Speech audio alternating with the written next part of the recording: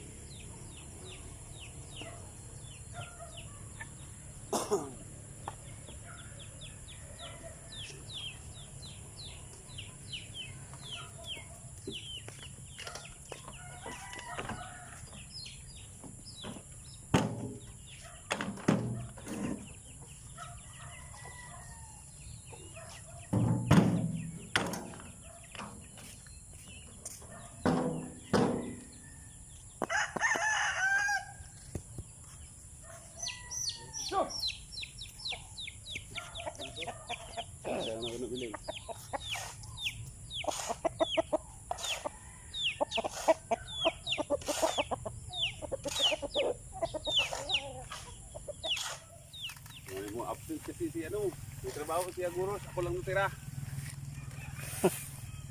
Tingnan nyo guys kung gaano kahirap magtanim ng pakwan. Para duwata sa sa amin.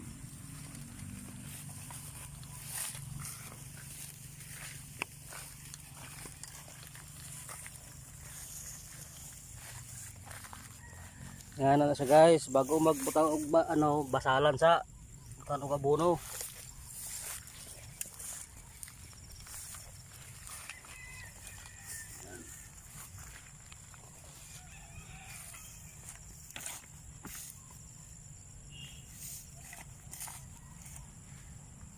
Lipat na naman tayo sa unahan.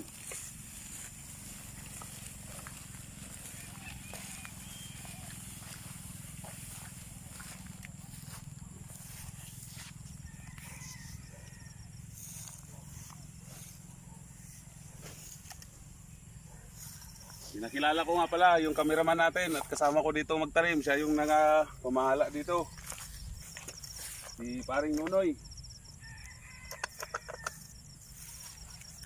Bagong membro ng channel ko, dalawa na kami. Aguros Division, Aguros TV. Sa mga bago pa lang kayo sa channel ko, paki-subscribe naman. Our friends from United States, thank you very much for watching our videos.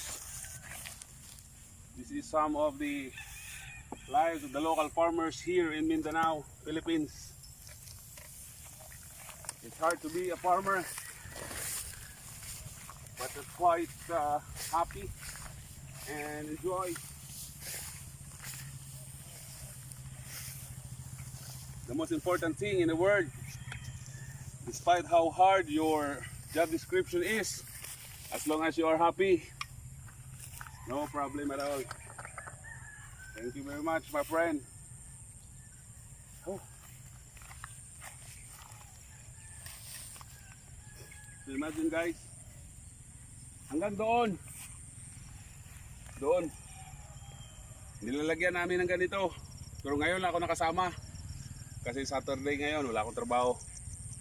Pero si Paring Nunoy, nung nakaraang linggo pa yan, siya lang mag-isa. So meron kaming venture na dalawa. Tatanim kami para meron kaming mapagkakitaan pagkatapos ng 4 na buwan pre na. Dalawa lang. 2 buwan. Oh, 2 buwan. Magkakapera na kami nito. Bibenta namin. Saka tamang-tama kasi palapit na yung Ramadan. Bibenta namin doon sa Cotabato City.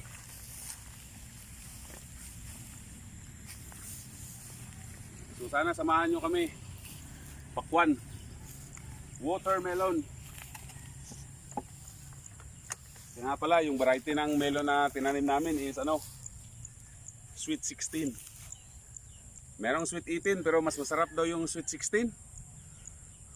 Ang bihira, no? Masarap yung 16 kaysa 18. Mas bata yun. Batang bata yun. Corrupting minor tayo nun. Pero hindi, sa ano lang, sa variety nila. Sweet 16. Yung variety ng ano, pakwan.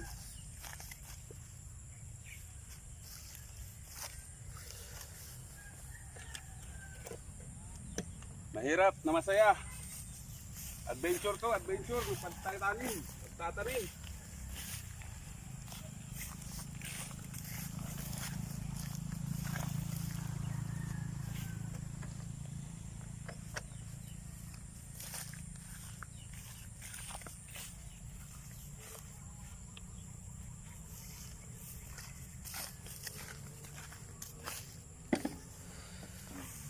Siya nga pala guys, yung bago nating kasamahan na si Paring Nonoy, dating ano yan, abroad yan.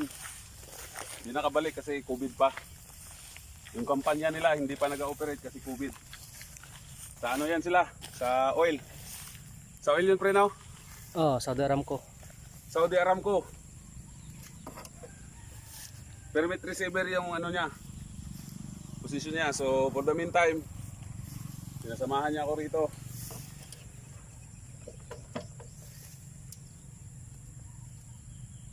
Saudi Aramco permit receiver. Pagkatapos siguro nitong COVID, babalik yung sa abroad. Kailangan ano, maraming experience sa pagsasaka. Kasi pagkatapos niya mag-abroad, bibili siya ng lupa. So alam na niya kung paano magtanim. O, di ba? Kasi mas maganda talaga guys, yung sa mga abroad, mga kaibigan natin diyan. Hindi naman forever kayo nandyan sa abroad. Saka saludo po ko sa inyong lahat na nandyan kayo. Papakahirap para sa pamilya natin dito sa Pilipinas. Pero as an advice, mas maganda talaga yung pera na pupundar nyo, lupa sa probinsya. Kasi the time na mag-retire na kayo dyan sa abroad, meron kayong lupa na at least investment niyo, sakahan. Sasakahin ninyo. Okay guys, salamat.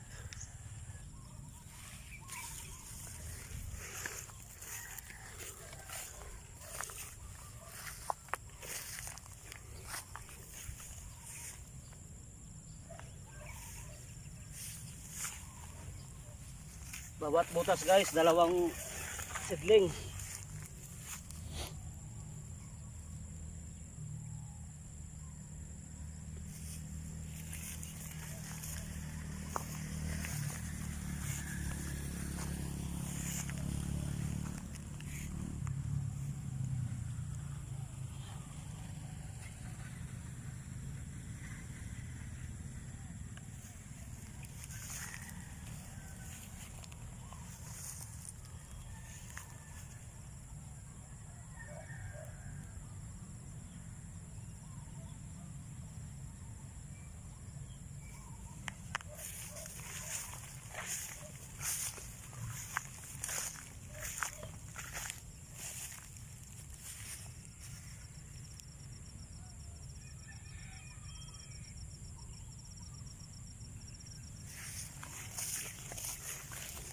Sa Lunes kaya so nagkuhan yung ano, lupa. Nag-try na. Basa ko lang doon. So sa susunod ng mga video guys, ano,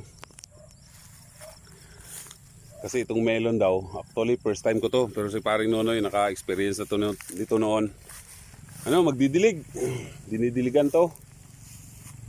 Pero ito yung pinaka ano, yun yung pinaka something laborious. Kasi magdidilig eh.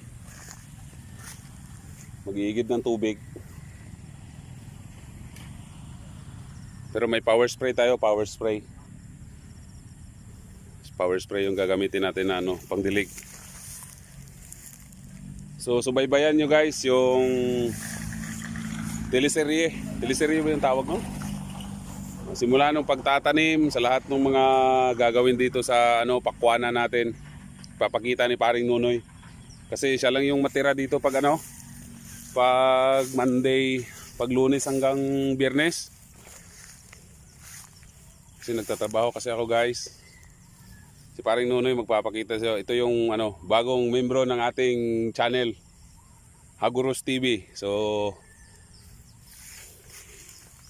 dagdagan pa namin ito hanggang makabuo kami ng isang division. So Haguros Division na siya. Haguros Division Kwangol Fighter.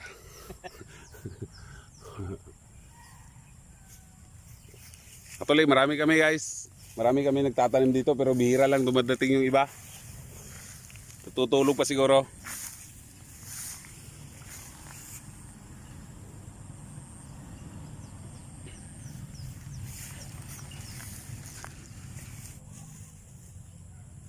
Pakisuporta naman sa channel namin guys. Para matupad naman namin yung mga maliliit na mga pangarap namin. Salamat sa inyo.